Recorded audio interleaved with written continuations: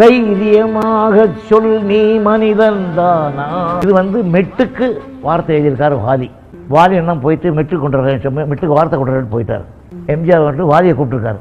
என்ன விஸ்வநாதன் டியூன் போட்டுட்டு இருக்கானா, ஏதாவது பாதிகள் வந்தது அவனுக்கு ஏதாவது தெரியுமா, சொல்லையா ஏதாவது சொல்லுறேன் சொல்லுறேன்.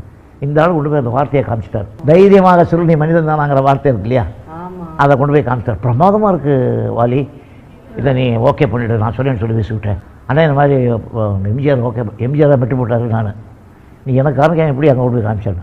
இல்லை இது நல்ல பல்லவிங்க, எனக்கு வேறு உள்ளூர வேறு விஷயம் இருக்குது, அதனால் நான் அதை வெளியே சொல்ல முடியல. நான் ரெண்டு பக்கம் வேலை செய்கிறேன், சிவாஜிக்கும் வேலை செய்கிறேன், அவருக்கும் வேலை செய்கிறேன். அவங்களுக்குள்ளே மிஸ் அண்டர்ஸ்டாண்டிங் வரக்கூடாது. இந்த பல்லவி எனக்கு பிடிக்கலன்ட்டேன்.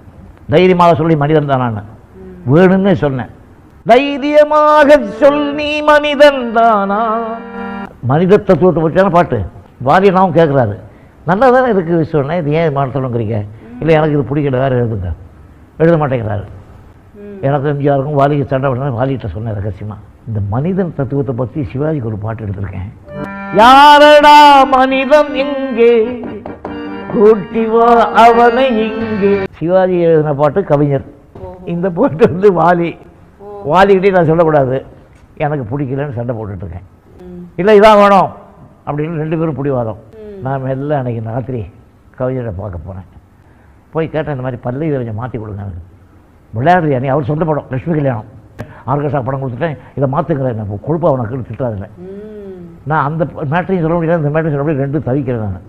ஏன்னா நீ ஓகே பண்ணி தானே இந்த பாட்டு எடுத்தோம். அவர் ப்ரொடியூசர், இந்த பாட்டு ரெக்கார்ட் பண்ணியாச்சு. அதுவும் டிஎம்எஸ், இந்த டிஎம்எஸ், இது டிஎம்எஸ் பாட போகிறாரு, அது பாடிட்டாரு, அதுக்கு பே பண்ணிட்டாங்க ஆர்கெஸ்ட்ராவுக்கு ஸ்டுடியோக்கெல்லாம்.